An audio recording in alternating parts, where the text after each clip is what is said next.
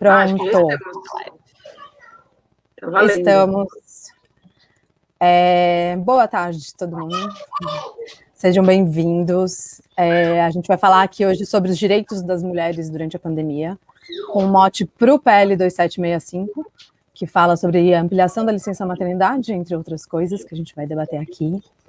E, antes de tudo, eu queria agradecer muito as nossas convidadas, deputada Érica Cocai e Verônica Linder. Olá. Pela presença, muito, muito, muito obrigada. Renata, é um prazer estar aqui com você, mas eu não vou agradecer porque você é da casa. Eu sou a Chica San Martin, eu sou do LEME, que é uma organização da sociedade civil que trabalha com a promoção do aleitamento dentro das escolas, né? Então, a gente lida com os direitos das mães trabalhadoras, porque a gente acha que a escola não precisa ser um lugar de desmame. Mas, enfim, esse é um assunto para a live, eu estou adiantando. Eu queria pedir que cada uma de vocês se apresentasse rapidamente, para a gente ouvir um pouquinho a história de cada uma. Deputada, por favor, se puder começar. Eu me chamo Érica Cocai, é um prazer estar conversando com vocês. Eu sou hoje eleita deputada federal pelo PT do Distrito Federal e trabalho com a temática dos direitos humanos, na lógica de enfrentamento a toda sorte de sexismo, misoginia, LGBTfobia, enfim, tudo aquilo que nega a diversidade humana merece ser combatido com um bom combate. É uma alegria estar aqui fazendo essa discussão. Verônica, por favor. Oi. Então, a minha história com aleitamento começou quando eu virei mãe, né? E aí eu entrei numa matrix materna, que eu falei, gente, ninguém fala sobre isso. Enquanto você não vira mãe, você não sabe a importância, né? Do aleitamento, da maternidade, né? Do viés político que isso existe, da falta de incentivo que a gente tem para o aleitamento, né? A cultura do desmame, ela vem muito forte, então todas as mulheres já, tipo, durante a gravidez, você já dizem para você, ó, é melhor dar uma madeira porque você vai voltar a trabalhar, né? Então, como é que vai fazer com as meninas agarradas no peito? Então, eu falei, cara, alguma coisa tá errada nesse rolê, né? Porque se eu tenho peito, é o melhor alimento, por que eu tenho que dar um outro alimento para o meu filho? Então, eu comecei a questionar muitas dessas coisas, a fazer um trabalho na internet mesmo, de informação, porque eu não sabia, eu não tinha onde procurar quando eu engravidei, depois que comecei a amamentar. Eu falava, cara, isso não está disponível, né, em qualquer lugar. Ou você começa a ler, depois você vê que aquilo não estava certo, aí depois você começa a ler outra coisa. Então, as informações são desencontradas, né? E geralmente não são atualizadas. Então, eu comecei o meu trabalho mais no ativismo mesmo, de informação para as mulheres sobre o aleitamento. Então, hoje em dia, o meu trabalho, ele é esse, né? É informação para as mulheres a respeito do aleitamento materno. Renata. Bom, eu sou a Renata, estou super animada de estar aqui com vocês hoje, gente. Obrigada pela conversa. Minha primeira live nessa quarentena. Eu sou antropóloga de formação, sou professora universitária e tenho construído o LEME já há 2 anos, já, Chica? Sim. Por aí, né? Quase. Junto com a Chica, quase isso, né? Uhum. Junto com a Chica e com um grupo de outras mulheres, a gente tem construído essa iniciativa há quase 2 anos. Então, a gente trabalha com a temática do aleitamento especificamente na dimensão das escolas públicas, né? Hoje em dia, aqui no município de São Paulo, então estamos começando com algumas parcerias, temos algumas parcerias em algumas unidades, e me divido entre o trabalho na universidade, trabalho na faculdade, trabalho com LEME e trabalho com as crianças, né? Eu tenho 2 menininhos que mamam ambos ainda. De quase 3 anos, né? O Vicente está com quase 3 e o Otávio está com 2 meses. Eu estou em licença maternidade, inclusive, agora, né? Bom, gente, o mote dessa conversa é o projeto de lei 2765. Então, eu queria pedir primeiro para a Renata contar um pouco da história desse projeto, para depois a gente começar a falar sobre ele. Tá bom. Então, acho que para para a gente contar do projeto, né, do percurso que a gente tem feito até agora, eu acho que a perspectiva da deputada é uma outra, né, por isso que a gente gostaria de contar, mas de organizar essa conversa, mas o nosso percurso até agora, enquanto sociedade civil, precisa que a gente fale um pouquinho também sobre o Leme, né, sobre qual que é o nosso propósito como organização e como que a gente chega nessa campanha que estamos agora de defesa do projeto. Mas, basicamente, o Leme é uma organização que trabalha com a volta ao trabalho, né? A volta ao trabalho, a gente entende que no Brasil, ela é um obstáculo à amamentação. Então, é isso que a Verônica falou, dá uma mamadeira logo, você vai ficar com esse bebê no peito o tempo todo, não sei o quê. Quando termina a licença maternidade da mulher, esse cenário ele se agrava muito mais, né? E no Brasil, a gente tem uma situação onde a legislação trabalhista e as recomendações sobre a amamentação, elas não batem, né? Então, você tem uma recomendação, inclusive, não só dos órgãos internacionais, dos órgãos de saúde, mas inclusive do próprio Ministério da Saúde, de que é importante amamentar exclusivamente os bebês até os 6 meses de vida, durante os 6 primeiros meses de vida, e a gente pode falar um pouco mais sobre isso depois, e ao mesmo tempo você tem uma licença maternidade de 4 meses. E essa conta não fecha. Não é como que você garante essas duas coisas ao mesmo tempo. E é observando essa situação que a gente cria o Leme, né? Porque quando essa mulher volta ao trabalho com 4 meses e precisa recorrer à creche, à educação infantil, à escolinha, a gente entende que esse momento não precisa necessariamente ser um momento de desmame, não é? É possível oferecer um certo tipo de ajuda para burlar o obstáculo que essas mulheres enfrentam nesse momento. Então, é isso que o Leme, que a gente se propõe a fazer, ajudar nesse momento de superação, não é? Observar a situação dessa mulher quando ela tá voltando ao trabalho, e tentar falar, olha, você não precisa desmamar o seu bebê, vamos tentar ordenhar esse leite, vamos tentar garantir um acesso à creche, vamos tentar garantir a entrada, né, porque algumas unidades, por exemplo, podem falar, não, você não vai entrar aqui a cada 3 horas ou a cada 4 horas para amamentar o seu bebê. Então, a gente tem a disposição de garantir que a escola não seja um ambiente de desmame e que os atores que constroem a educação infantil não atuem em prol do desmame, né, atuem em prol da amamentação. Então, isso de uma maneira geral. Então, o que acontece nos últimos meses, né, durante a pandemia? O que acontece é que nem a gente consegue ajudar, a gente não consegue atuar da maneira como a gente se propõe, porque a escola está fechada. Então, o que acontece com essa mulher quando ela se depara nessa mesma situação? Não é com esses 4 meses findados da licença maternidade, o bebê precisa mamar, os avós, né, a avó que geralmente, culturalmente no Brasil, cuida dos filhos na ausência da escola, de outra rede de apoio, está em isolamento social, a escola está fechada, a família está isolada, então toda essa atmosfera que a gente tem, que pode favorecer a amamentação nesse momento, está desarticulada, a vizinha, a pracinha, a minha amiga, a minha comadre, a rede de contatos da mulher, da lactante, que poderia vir ajudar nesse momento, está tudo desfeito diante da pandemia.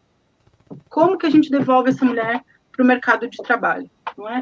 E aí a gente tem cenários diferentes, a gente tanto está falando de situações mais graves, extremas, que são das mulheres que precisam sair de casa, profissionais de saúde que reassumem seus postos, profissionais dos serviços essenciais todos, né, que estão trabalhando nos supermercados, nas delegacias, de segurança de uma maneira geral, e agora com a reabertura do comércio, você tem um contingente ainda maior de mulheres que está reassumindo seus postos de trabalho, enquanto o resto, né, da conta não mudou. Então, as escolas continuam fechadas, os avós continuam precisando de isolamento e o coronavírus continua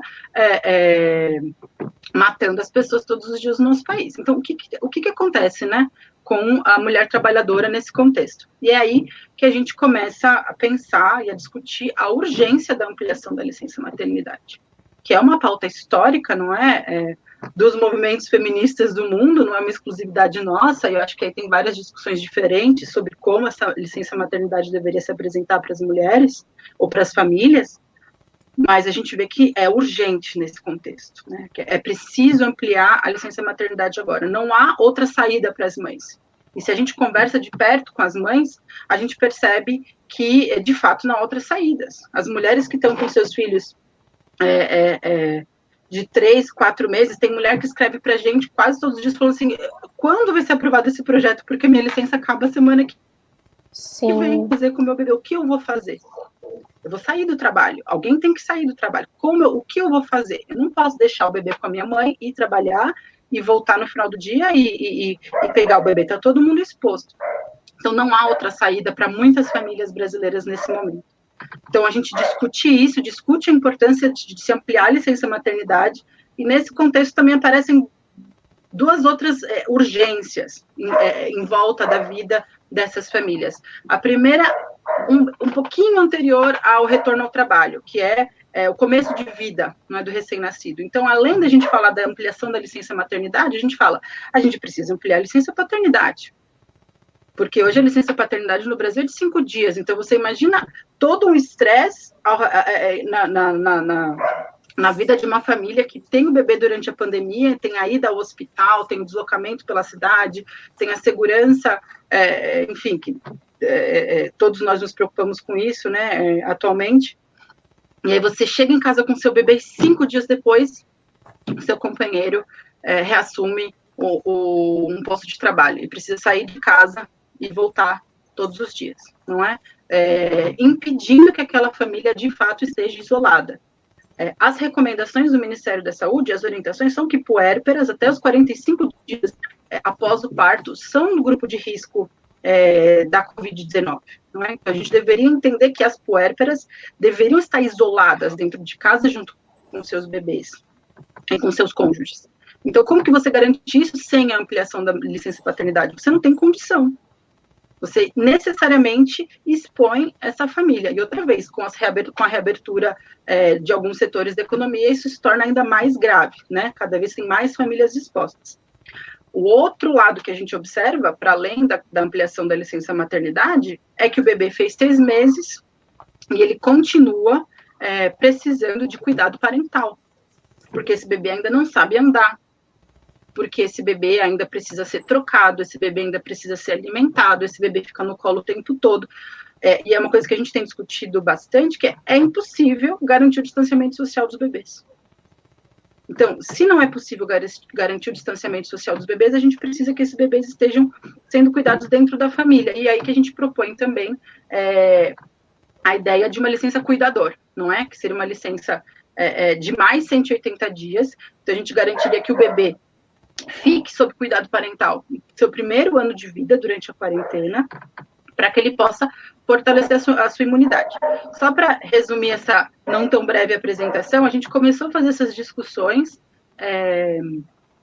entre nós e junto com representantes e pessoas do mandato da deputada Samia Bonfim, e foi nessas conversas que a gente acabou chegando na elaboração de um projeto de lei, né, que a deputada Érica é autora, também coautora, e aí eu acho que tem uma outra dimensão, né, dessa situação que a gente gostaria de te escutar agora também, né, como é que fica do outro lado dessa situação, né, para além das nossas urgências aqui, enfim, mas é mais ou menos esse o panorama que a gente tem.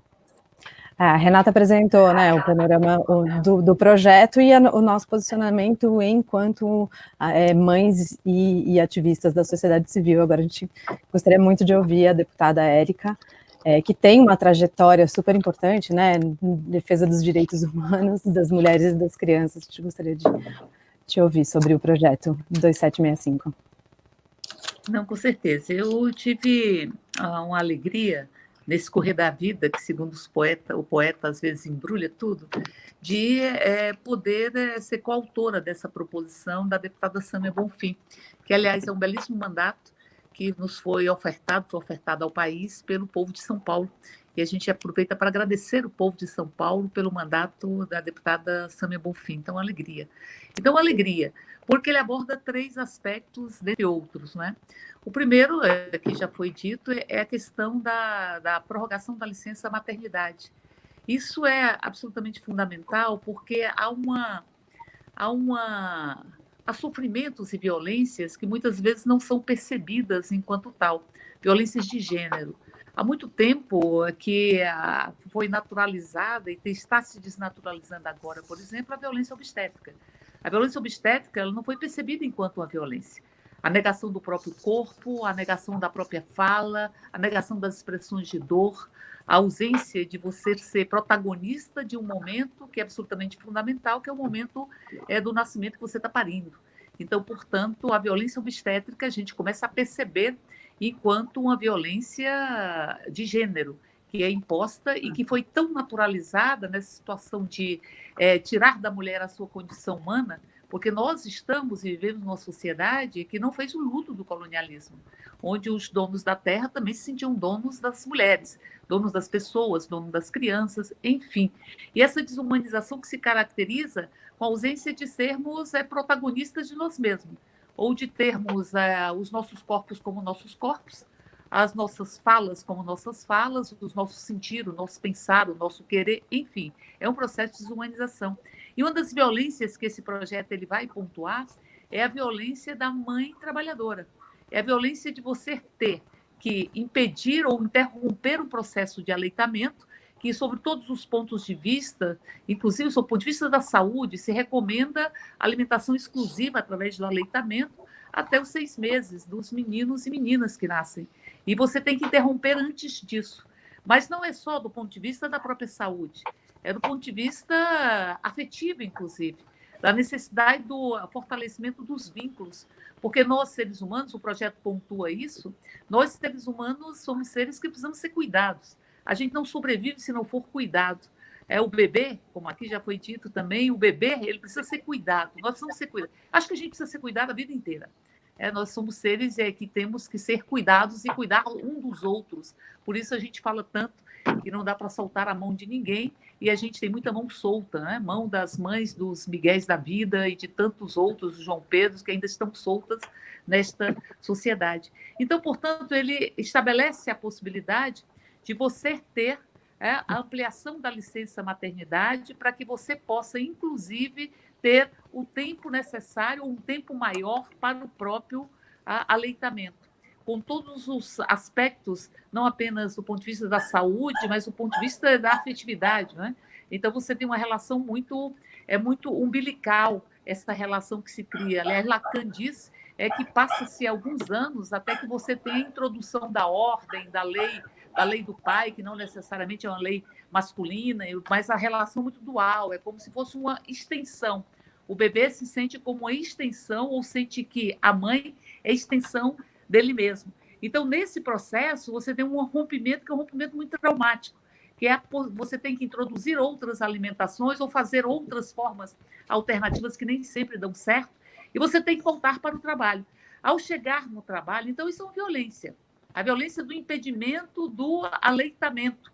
É uma violência que atinge as mulheres e que vai atingir também as crianças, sem nenhuma dúvida. E há também uma lógica que está no mercado de trabalho, que eu chamo de maternofobia. As mulheres que são mães de meninos pequenos, é como se elas não pudessem se dedicar integralmente para as suas próprias empresas e elas passam a serem preteridas no que diz respeito à ascensão profissional, uma série de coisas. Porque se exige dela que ela não possa ser mãe numa integralidade necessária para que ela possa doar os seus corpos, como eles costumam querer que os trabalhadores e trabalhadoras doem seus corpos para o próprio mundo do trabalho. Então, você tem uma maternofobia, tem muitas violências com a mãe trabalhadora, com a mãe que tem que voltar ao trabalho. E o projeto ele traz a ampliação da licença maternidade, que eu acho que da paternidade, que é absolutamente fundamental. Não só da maternidade, 6 meses para a licença maternidade, mas também 45 dias para a licença paternidade, que é um direito da criança também. Mas também é um direito da construção de uma equidade de gênero, porque nós temos uma sociedade que, por muito tempo, estabeleceu a construção cultural de papéis e de lugares onde as mulheres têm que estar e onde os homens não precisam estar. É como se a mulher assume o mundo do trabalho. Nós temos quase 50% dos lares que são hoje dirigidos por mulheres, mas o trabalho de cuidar dos meninos, de educar das meninas, o trabalho que está no âmbito da casa, ele passa a ser um trabalho é um trabalho exclusivo também da mulher, na sua grande maioria. Então, portanto, você trabalha com a equidade de gênero, né? Equidade do cuidar, quando você amplia a licença paternidade. Porque hoje a licença paternidade de 5 dias está bem dito, né? É apenas um período, é o período necessário que o homem tem para registrar o filho. E, aliás, eu cheguei a fazer um projeto, e ele não prosperou na Câmara, porque ele sofreu muita oposição, mas de que as mulheres pudessem, inclusive, registrar os seus filhos com o nome dos pais, porque ela não registra, é como se fosse o pai tivesse o direito de não ser pai, o homem tivesse o direito de não ser pai. Então, nós temos 10% das crianças nesse Brasil que não carregam o nome do pai. E esses 5 dias é mais ou menos para que ele possa registrar o filho que ele reconhece enquanto seu, e muitas vezes reconhece na certidão, mas não reconhece no processo de educação. E, por fim, a figura do cuidador. É óbvio que essas questões que são levantadas, elas são questões fundamentais para perpassarem a própria pandemia, mas elas têm uma necessidade que é muito elevada e recrudescida nesse período de pandemia, em função do risco que correm as mulheres, que acabaram de ter os seus meninos e meninas, e, ao mesmo tempo, o risco que tem as próprias crianças. E as estratégias, como aqui também já foi dito, as estratégias familiares que são construídas, porque como não tem creche nesse país, não tem creche, inclusive as mães adolescentes, em grande medida, elas não têm espaço para poderem serem mães, elas não têm, ou serem mães e serem estudantes, e serem trabalhadoras, enfim, elas são cerceadas nesse sentido, inclusive não tem espaço de aleitamento no próprio universo da escola. Então, veja, é como você tem estratégias de cuidar das crianças, estratégias que muitas vezes são familiares de vizinhança, comunitárias, para que você possa deixar o seu menino e a sua menina, para que você possa voltar ao mundo do trabalho. E muitas vezes, e essas estratégias, elas são fragilizadas nesse momento de pandemia. Mas não só isso. Quando você fala da cuidadora ou do cuidador, você está falando da licença para que você continue cuidando, porque é preciso continuar cuidando. Aliás, penso eu que esses elementos que estão postos no projeto, eles são fundamentais para que nós possamos refletir sobre as violências que ainda não são consideradas na sua totalidade como violências, que são violências de gênero e violências que atingem a própria mãe, ou seja, são a dupla, a tripla, a jornada que as mães carregam. Por fim, dizer que eu tenho 3 filhos, eles são todos adultos já, então, enfim, todos seguiram as suas próprias vidas e estão muito bem, mas eu tive que largar meus meninos e para trabalhar. Eu tive 2 partos, são partos domiciliares, que é um momento muito, muito bonito, os meninos nascerem dentro de casa, nascerem acolhidos, nascerem sem as violências que são postas, muitas vezes não percebidas dentro dos próprios hospitais, mas com 4 meses eu tenho que voltar a trabalhar. E ali as mães falam isso, né? As pessoas falam isso, o senso popular fala isso, que o peito fica duro e começa a sangrar, né?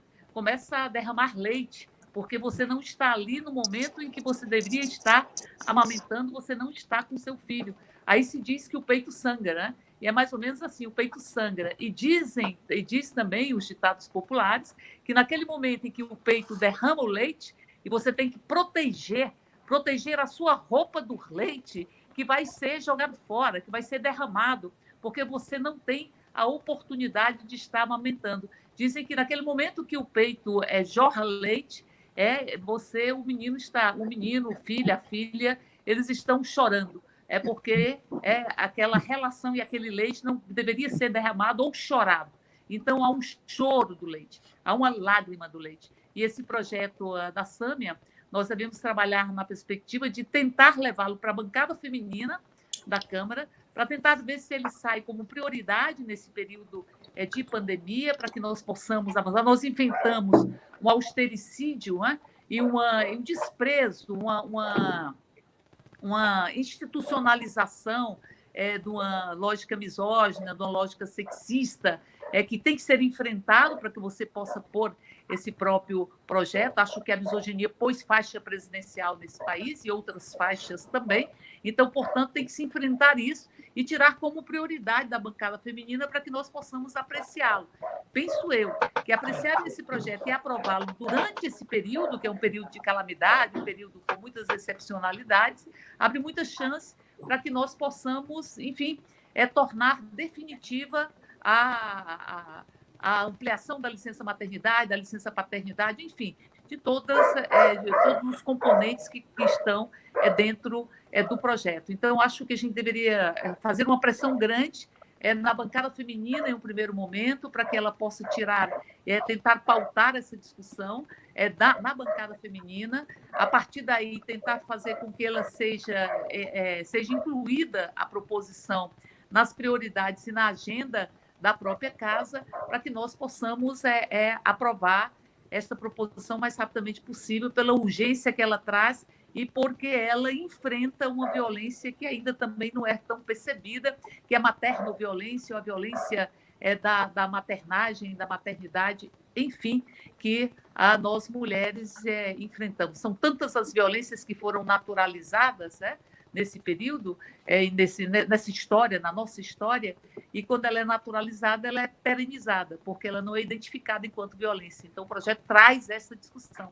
Então, penso, e fecho com isso, que a gente deveria tentar fazer uma discussão na bancada feminina, uma audiência pública sobre a proposição, ainda que seja virtual, mas fazer essa discussão na própria Câmara e, ao mesmo tempo, pautar a bancada feminina e pautar o colégio de líderes para que possa aprovar ou colocar na pauta essa proposição. Se tiver uma pressão, e eu acho que a gente tem trabalhado, tem visto muito isso, quanto mais pressão você possa fazer para que esse projeto possa ser aprovado, mais a gente consegue, a gente cria condições para que ele possa realmente se tornar uma realidade. E uma coisa que eu acho que seria muito interessante seria trabalhar com as entidades de defesa dos direitos dos trabalhadores e trabalhadoras, as centrais sindicais, os sindicatos. Nós estamos falando de mulher, de mãe trabalhadora, não é? Então, trabalhar nessa perspectiva de buscar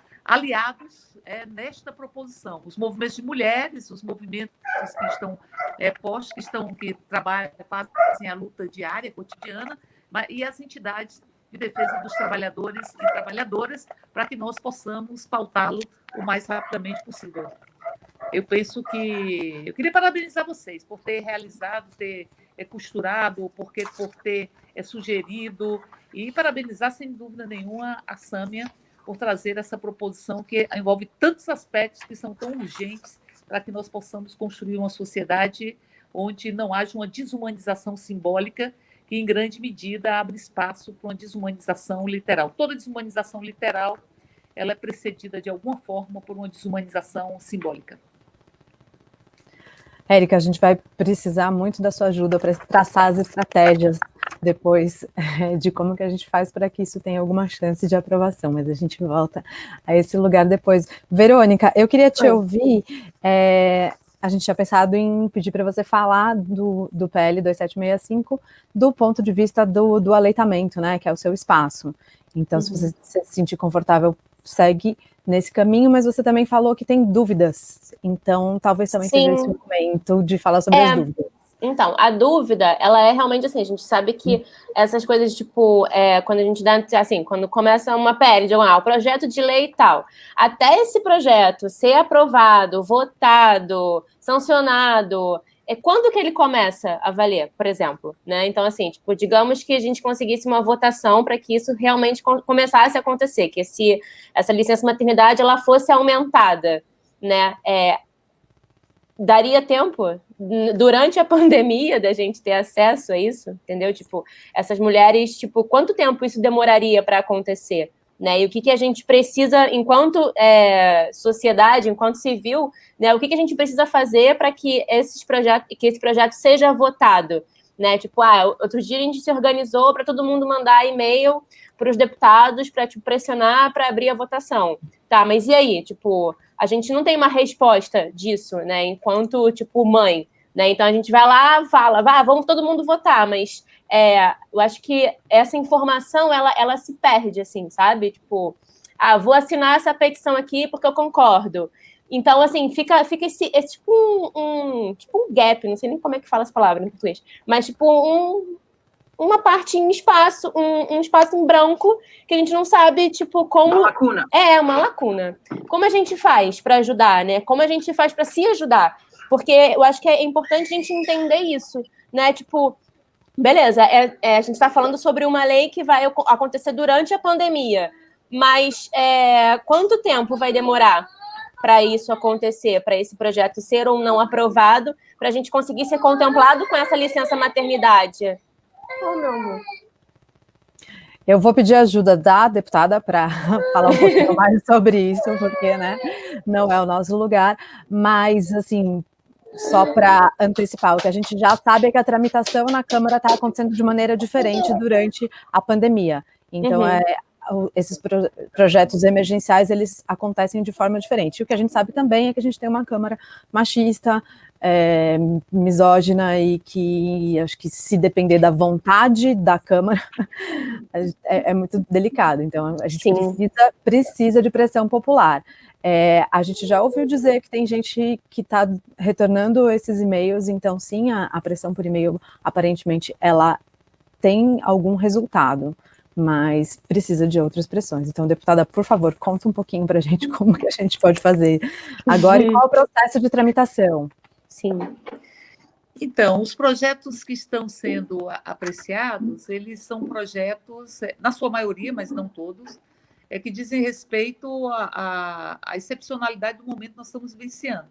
O estado de calamidade, que ele vai até o final do ano, teoricamente, e que ele pode, inclusive, ser alargado. Mas nós trabalhamos prioritariamente com as proposições que dizem respeito ao enfrentamento à pandemia nos seus mais variados aspectos. Isso, eu digo nem sempre, porque de quando em quando o governo tenta impor uma agenda que é uma agenda de retirada de direitos, enfim, que é uma agenda estranha ao momento que nós estamos. Ele busca passar uma boiada, utilizando a expressão que foi falada pelo ministro do Meio Ambiente na reunião ministerial que foi transmitida para o conjunto da população brasileira. Então, portanto, ele tenta passar uma boiada que diz respeito à retirada de direitos ou coisa que o valha. Nós temos que trabalhar, primeiro, para que o projeto seja aprovado na sua urgência, porque as comissões não estão funcionando. Então, você não tem comissão funcionando na Câmara, comissões permanentes, não é? É uma tramitação normal, um projeto como qualquer projeto passaria pelas comissões de mérito, pela Comissão de Constituição e Justiça e tal, e outras. Como você não tem comissão funcionando, porque não houve eleição das mesas diretoras das comissões, você tem só o plenário funcionando, você tem uma comissão externa de enfrentamento ao coronavírus. Esta comissão, a gente pode apresentar uma proposta de audiência pública, porque ela está funcionando, ela não é uma comissão permanente, ela é uma comissão externa, é uma comissão temporária que versa sobre o enfrentamento à pandemia. Eu acho que a gente poderia apresentar um requerimento, eu e a Sâmia, enfim, para fazer uma audiência pública nesta comissão, porque eu acho que levar vocês para fazer essa discussão na Câmara é absolutamente importante para dar visibilidade ao próprio projeto e para que você possa dialogar com a angústia e também com a esperança das mães que precisam, que estão em licença maternidade ou estão prestes a entrarem de licença maternidade. Então, acho que a gente deveria fazer esse requerimento e a gente pode apresentar esse requerimento, segunda-feira está apresentando, para que se faça essa discussão sobre esse projeto na comissão externa. Segundo, a gente tem que começar a trabalhar para colher assinaturas para ter um regime de urgência do projeto. O regime de urgência, ele é assinado, ele tem que ter metade mais um dos deputados, 257 deputados, não precisa ser os deputados. Você tem que ter a assinatura dos líderes que somam as suas bancadas. O PT tem 54 deputados, então é como se ali, se o líder do PT assina, é como se tivesse 54 assinaturas. Né? Então, para que você possa apresentar o requerimento de urgência. Então, colher essas assinaturas, perfazendo líderes que representam partidos, que somadas os parlamentares das suas bancadas, tenham 257 pessoas. Então, o requerimento de urgência, a gente pode também trabalhar com isso e começar a colher as assinaturas e tal, para ter essas assinaturas necessárias. Feito o requerimento de urgência, depende de ser pautado. Quem pauta as matérias é o colégio de líderes. Então, é preciso trabalho. Por isso que eu falo da bancada feminina, porque também dá para fazer essa discussão na bancada feminina. E na bancada feminina tem espaço no colégio de líderes, e significa o posicionamento conjunto das mulheres da Câmara. Então, trabalhar com a bancada feminina, fazer essa discussão na bancada feminina, fazer isso na comissão externa, colher as assinaturas do requerimento de urgência e fazer a discussão na bancada feminina e pressionar o colégio de líderes, particularmente o presidente. Quem pauta é o presidente da casa, que pauta a menina. Mas é preciso primeiro ter o requerimento de urgência com as assinaturas necessárias, senão ele vai argumentar que não está dentro dos preceitos regimentais. Então, e a partir daí, trabalhar para pautar a matéria. E é nesse sentido que eu acho que a gente tem que trabalhar. Eu acho que dá para trabalhar. Além disso, a pressão ela é insubstituível. É você pressionar os parlamentares que vocês já estão fazendo, de pressionar os parlamentares, pressionar o presidente da casa, é muito importante.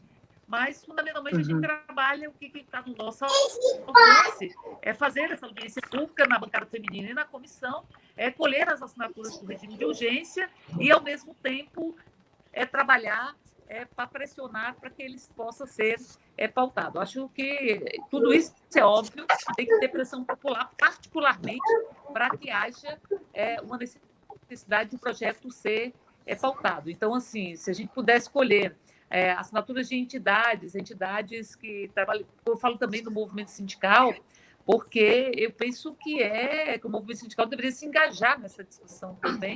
As centrais sindicais, todas elas, um documento das centrais sindicais dirigido ao presidente da casa, e aos líderes partidários, para que possam pautar o projeto. Acho que é importante também, porque diz respeito às mulheres trabalhadoras e às entidades de defesa dos direitos das mulheres, dentre outras. Acho que a gente tem que se concentrar nisso e trabalhar para pautar. Se pautar, tem sido pautados os projetos de iniciativa de parlamentares, via de regras que tem um consenso. Então, se eles chegaram a ser pautados, é porque já foi costurado um consenso ou uma grande maioria, para que ele possa vir a ser aprovado. Porque tem razão, nós temos um período de pandemia, um período curto, né? Nós estamos falando de mulheres que já estão, algumas em licença maternidade e outras que estão prestes a entrar, e nós estamos falando de mais 6 meses de pandemia, não sei, né? Eu também falo que aprovando essa proposição, abre chance para que você possa aprová-la de forma definitiva, ou então postergá-la, porque os efeitos da pandemia, eles não são efeitos que vão embora com a varinha de mágica, né? Então, eles tendem a se repercutirem. Tem várias proposições que vão ser aprovadas na Câmara e já prevêem a possibilidade de ampliação da sua vigência para além deste ano, digamos assim, em função de que você não sabe ao certo até quando se vai ter segundo ciclo, terceiro ciclo e tal, desta pandemia. Mas eu penso que a gente deveria trabalhar assim. Acho que não se perde a mobilização. Acho que a gente tem chance de colocar para apreciar, mas ainda que não coloquemos, você acumula forças para uma outra proposição ou para enfim, não se perde. É o processo de mobilização, de conscientização de direitos, que, diria, é o começo de tudo. É semente, não é? É fruto também, né? Porque todo fruto é meio semente também, isso é um processo meio dialético, né? O que eu recebo... Todo pegada é de partida também. Sim. O que eu tenho recebido desde que eu comecei a falar, gente, vamos votar, vamos mandar os e-mails, as pessoas falando, tá, mas a minha licença acaba esse mês, né? Então, assim, mesmo que seja aprovado daqui a um mês, de repente, né? Essa mãe que, por exemplo, teve a licença que terminou esse mês, será que ela vai poder, tipo, voltar, tipo, como se fosse um retroativo, sabe? Como se ela pudesse ter direito a uma coisa que já acabou e ela não vai conseguir emendar, sabe? Também é uma dúvida. A nossa ideia era que todos os bebês de mães com direito à licença maternidade, porque, gente, isso é importante lembrar, né, que embora o INSS ele seja muito abrangente, tem gente que não tem acesso, né, tem gente que tem muita gente que está fora desse espaço. A nossa ideia era que todo bebê até 1 ano de idade tivesse direito a todas essas licenças. Agora, a gente não sabe como isso vai acontecer. Porque tem, acho que, enfim, o projeto passa por análises de custo, de viabilidade, a gente não sabe como isso vai se dar. Entendi. E aí que a gente fica quebrando a cabeça também, sabe? Eu acho que essas coisas, elas estão bem articuladas, porque se a gente pensar, é isso, né? É uma coisa que a gente tem pensado. Esse retorno ao trabalho, ele está acontecendo todos os dias. Né? Se a gente perguntar aí, quem está voltando ao trabalho hoje, milhares de mulheres que estão voltando, saindo de casa, né? Todos os dias para trabalhar. E eu acho que tem uma coisa que também é importante da gente entender nesse cenário, é da gente continuar lutando para garantir as medidas de isolamento, né? Porque elas também diretamente vão protegendo essas famílias. Eu acho que esse desespero que as mulheres sentem, né, de o que eu vou fazer se esse projeto não sair, também tem muito a ver com o fato de que elas estão sendo demandadas a sair de casa, a reassumir os postos de trabalho. E aí, claro, as mulheres que estão nos serviços essenciais e que não têm essa opção, ou enfim, sentem que devem retornar ao trabalho de alguma maneira, não sei, precisaria escutar qualquer discussão, mas tem muitas mulheres que não conseguem tomar essa decisão, né? Por que é urgente? De onde vem esse desespero, né, da gente deixar o bebê em casa? Porque essas mulheres estão sendo convocadas a voltarem para a rua. E eu acho que tem uma a gente tem que ir entendendo também, montando. A gente também pode proteger essas mulheres, garantir esses bebês, essas famílias, todas garantindo que o isolamento, que o distanciamento, essas medidas de segurança permaneçam. Filha. Oi. E se a gente conseguir pautar o projeto, você pode trabalhar para que você possa assegurar que, assim, mesmo as mães que voltaram ao trabalho, que possam ter a complementação da própria licença. O projeto, em princípio, ele não prevê isso, ele prevê a licença maternidade nessa condição, mas ele pode ser emendado ou ter um substitutivo nesse... Se a gente conseguir pautar, porque a grande dificuldade é conseguir pautar o projeto, como eu disse, os projetos têm sido pautados e sem pautados, em geral, no consenso. No consenso quase... Um consenso, ou pelo menos uma maioria, quase que absoluta. Então, assim, se conseguir pautar, dá para a gente tentar contemplar as mulheres que entraram de licença maternidade durante o período da pandemia, que elas possam complementar essa licença maternidade. Isso é possível fazer com a emenda, mas importante é tentar pautar. Uma outra possibilidade que tem é você pegar a ampliação da licença maternidade e transformá-la em emenda de outras proposições que estão sendo pautadas. Tem uma medida provisória do governo que fala de retorno, sei lá, de retorno à normalidade, tal, rompimento de isolamento e tal. Aí você transforma o teor do projeto em uma emenda, é uma outra possibilidade. Mas eu acho que não anula, e o fundamental, penso eu, é a gente centrar na aprovação do próprio projeto. Então, com esses caminhos que são os caminhos que estão postos aí. Agora, trabalhar com essa possibilidade de contemplar o período de licença maternidade e de paternidade para todas as crianças, ou seja, as licenças que se deram durante a própria pandemia, né?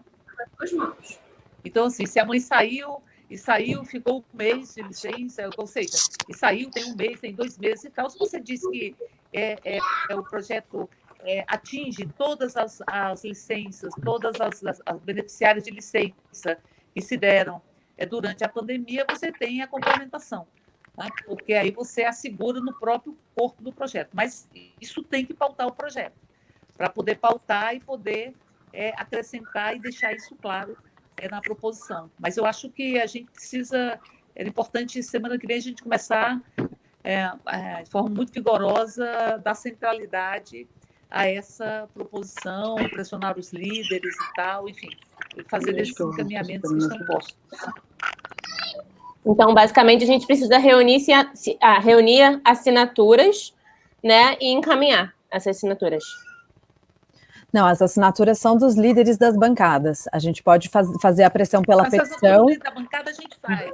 Deu uma travadinha aqui para mim.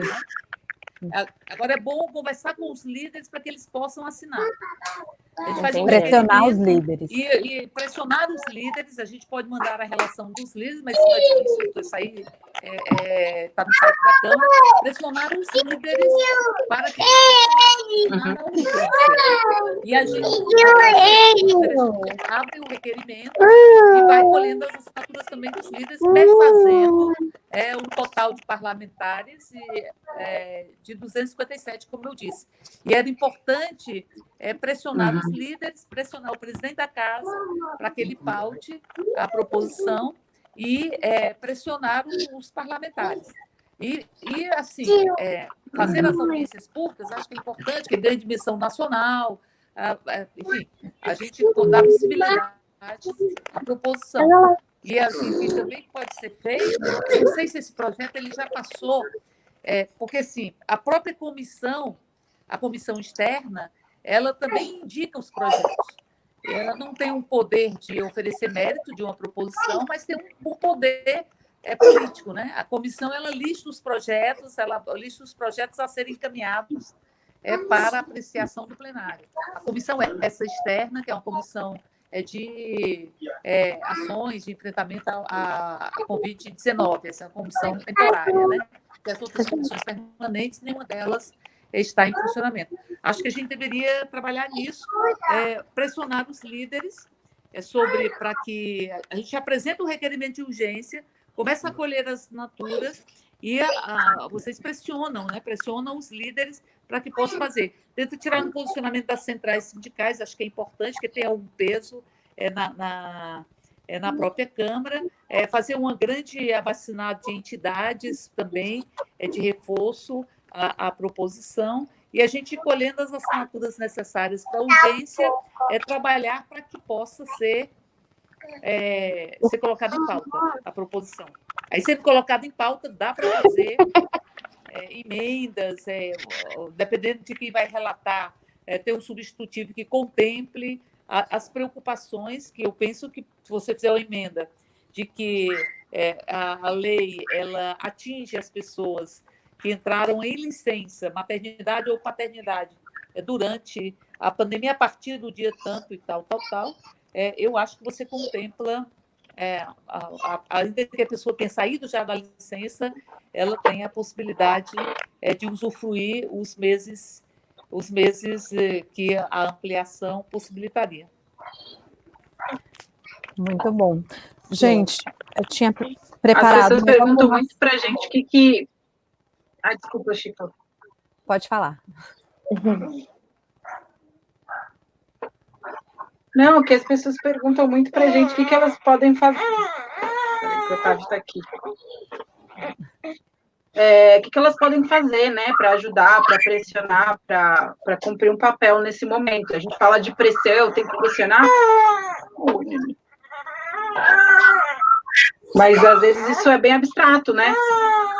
Depois eu continuo, vou ligar o microfone aqui. Eu acho que é legal dizer o que pressionar pode significar mandar e-mails para os líderes de bancada. É isso que a gente estava propondo e isso que aconteceu, que a gente já viu que teve algum resultado. Então, seria bom continuar fazendo essa pressão. E para qualquer forma de pressão, a gente precisa de divulgação. As pessoas precisam saber que o projeto existe para poder pressionar qualquer coisa a respeito do projeto, né? Bom, o que eu ia propor aqui, então, para encerrar, que a gente já tem 50 minutos de live, a gente podia discutir muitas outras coisas, mas acho que já estamos aqui há bastante tempo. Então, que a Renata e a Verônica falassem um pouco sobre outras necessidades maternas durante a pandemia, se vocês enxergam outras necessidades, outras fragilidades, e para a deputada, se pudesse contar para a gente sobre outros projetos que estão protocolados e que caberia a gente apoiar também, que dizem respeito a temas similares.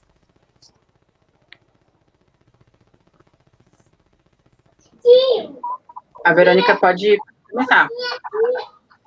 Oi? Eu acho que, assim,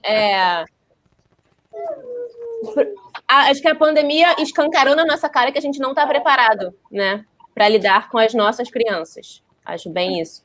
Eu vejo muito isso, assim, eu tenho pouquíssima rede de apoio, né? Tipo, durante a pandemia, minha mãe ficou em isolamento, meu irmão, que era a minha maior rede de apoio, né? Hoje, inclusive, ele conseguiu vir para ficar, enquanto a gente está conversando aqui, ele veio ficar com as minhas filhas. Mas eu acho que a pandemia, ela escancarou muito na nossa cara o quanto a gente, às vezes, terceiriza, né?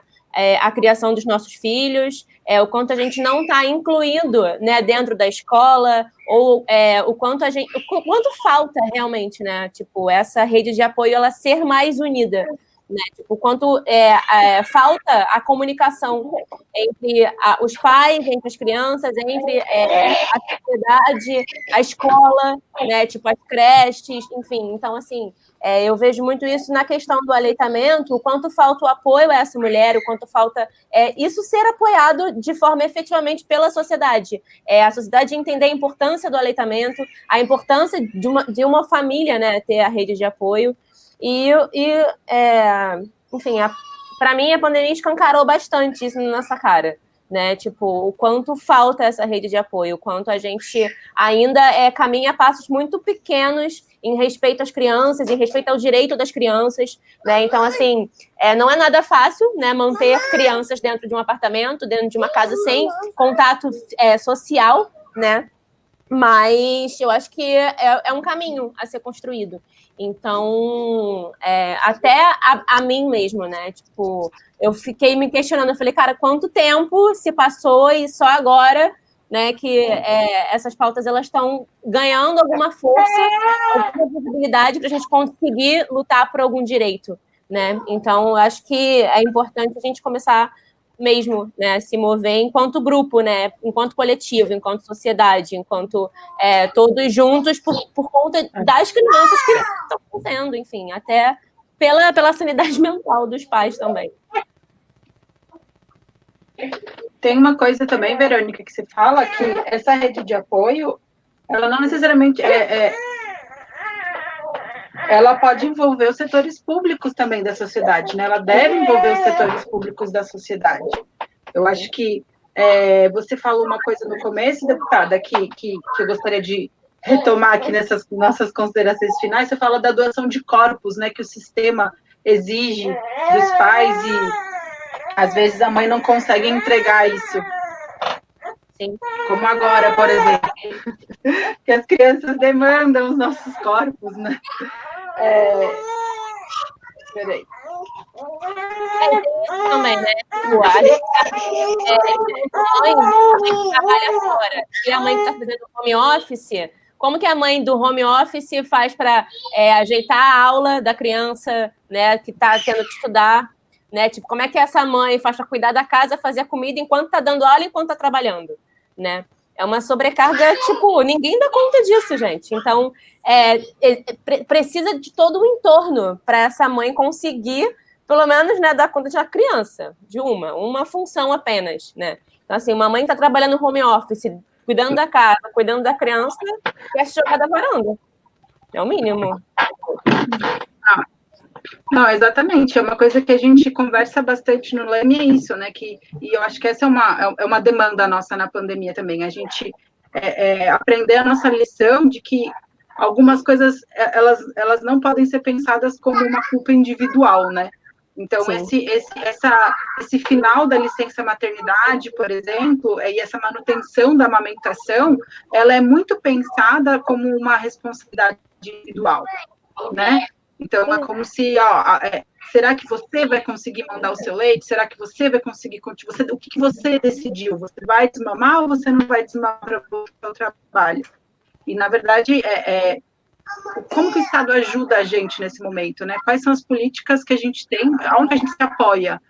Ou como você falava, né, Verônica, qual que é a nossa rede nesse momento para garantir que eu consiga continuar amamentando meu filho?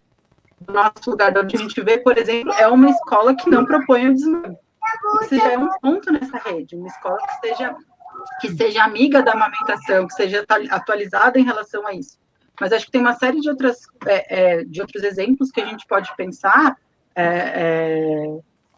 para desmascarar um pouco essa ideia de que o sucesso de algumas de determinadas situações na vida de uma mãe tem a ver com boas práticas individuais, não é? A gente precisa de uma escola atualizada, de um posto de saúde atualizado. Você falava também, deputada, do começo, sobre o direito ao parto humanizado, de orientações precisas durante o pré-natal. Como está sendo o pré-natal dessas mães? A gente tem um monte de recomendação de cesárea agendada durante uma pandemia que afeta diretamente os pulmões, né? Que tipo de orientação está sendo dada para essas mulheres gestantes durante o pré-natal?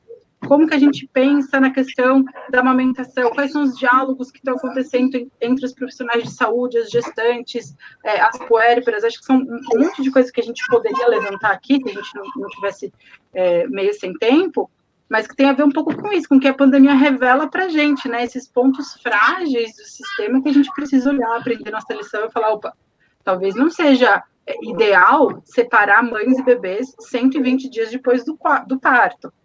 Talvez não seja ideal a gente mandar os pais de volta ao trabalho 5 dias depois do parto, retirar o pai desse momento, quando ele está lá, né, disponível, se está disponível, retirar o pai desse começo de vida da família. Talvez não seja ideal a gente não oferecer um cuidado de saúde para as pessoas. Talvez não seja ideal a gente precarizar os postos de saúde, a gente desatender os desempregados, enfim, são as coisas que a gente espera que consigamos aprender, né, enquanto sociedade nesse momento. Sim.